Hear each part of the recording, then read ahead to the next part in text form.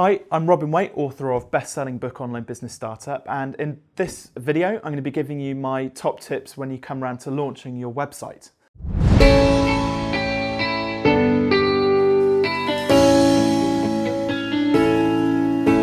So my first tip is not to rush the process of launching a website or leave it to the last minute. It's quite common for people to choose Friday as the day they want to launch their website.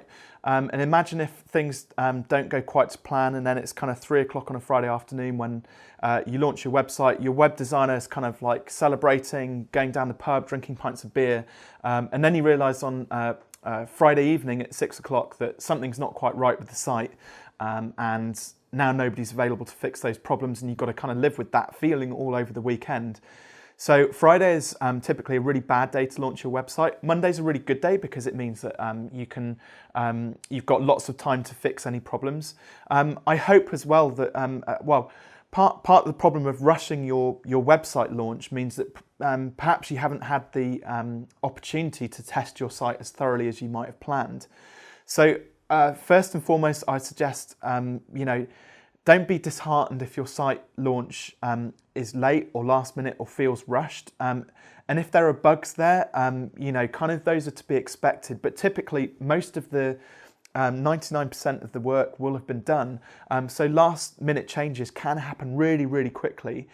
But equally, if you spot something at the last minute, on Friday morning, that fundamentally you need changing, don't forget that that's going to affect the launch time for your website.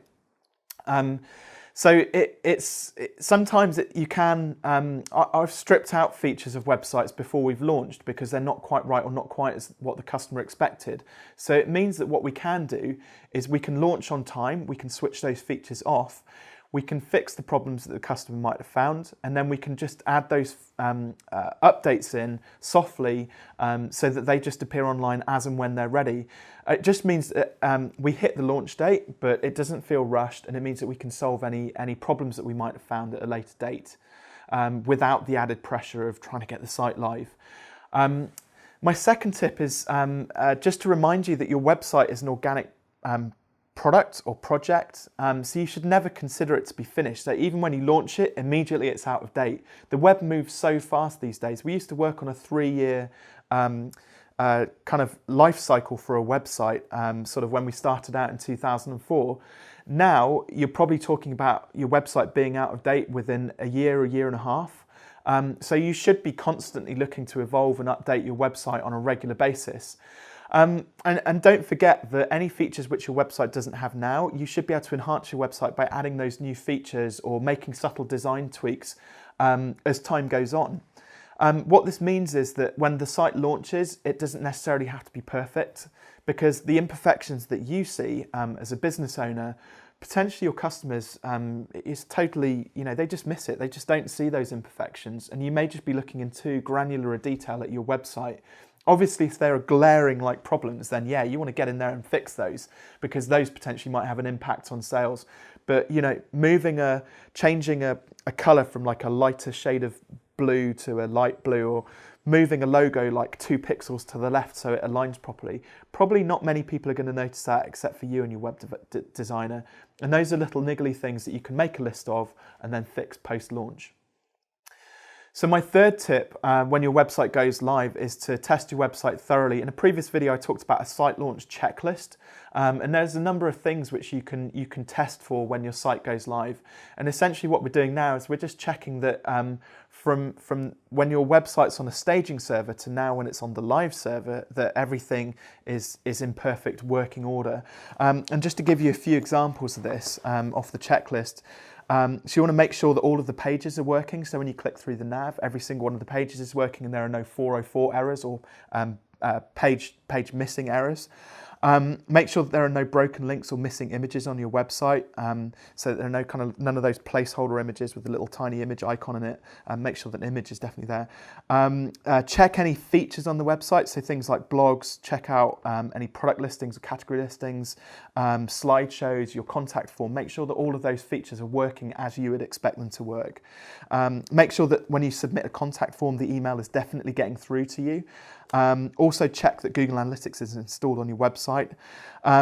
Test your website on a number of different browsers and devices. So your website's going to look different on an iPhone, it's going to look different on an iPad, it's going to look different on a Mac, on a PC, on a laptop, on different screen resolutions and screen sizes. So as many devices as you've got access to, test it on those. And there's also a few online resources where you can plug your domain name in, and it gives you screenshots of what the website looks on all sorts of different devices as well. Make sure that your website is configured correctly for search engines. So install Google Search Console onto your website. It used to be called Webmaster Tools. Make sure that social media icons are linked up correctly. Make sure that, for example, your Twitter feed is updating on, as you tweet. Make sure that you run your site through the W3C validation tool to make sure that there are no errors on your site code, because those will affect how Google indexes your website through its search engine. And also, you could use a couple of tools like GTmetrix or page load speed to test how quickly the page loads across from different server locations, so UK, Europe, US, and things like that. Again, if the page loads slowly, then it's likely that you're going to lose customers before they've even had a chance to find out who you are and what you do. So my fourth tip is based around Google's how Google works. Essentially, Google's PageRank is based on trust. So the longer your website's been live and in existence, then the more Google trusts you. So it's really important that if you've got a big project that you're developing and it's going to take 4 or 6 months to go live, that potentially what you might want to do is get a holding page up immediately from day 0, so that Google has at least something to index, so that when your full site goes live, you've already built up 4 or 6 months worth of trust with Google. And what this does, it just gives you a bit of a head start when it comes to optimizing your site and your content from a search engine perspective. So just to summarize those key points, don't rush your website launch or leave it till the last minute, because that's going to cause you problems and panic and stress. So just make sure that you give yourself realistic timescales to launch your website in. Make sure that, or just remember that your website is an organic product, so don't ever consider it to be finished. The moment it launches, it's kind of already out of date and you're going to be constantly adding features to it. So if you don't get features in for launch, you can always add them in afterwards. Test your website thoroughly using a multitude of different tools, and make sure you've got a website checklist, or email me for that checklist. I'll be happy to send it through to you for the one which we use. And then finally, just remember that Google's PageRank is based on trust. So the longer your domain and your website's been live for, the better that trust and your organic search engine optimization PageRank is going to be. So if your website's not quite ready, make sure you put a holding page up there so Google can start to build up that trust.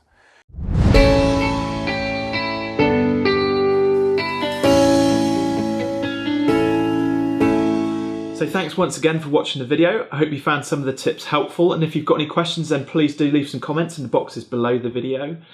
If you want to be informed about any future videos which I upload, then please click here to subscribe. And then finally, if you haven't already, head on over to Amazon using this button just here to buy the book, Online Business Startup. Thanks for watching. I'm Robin Waite.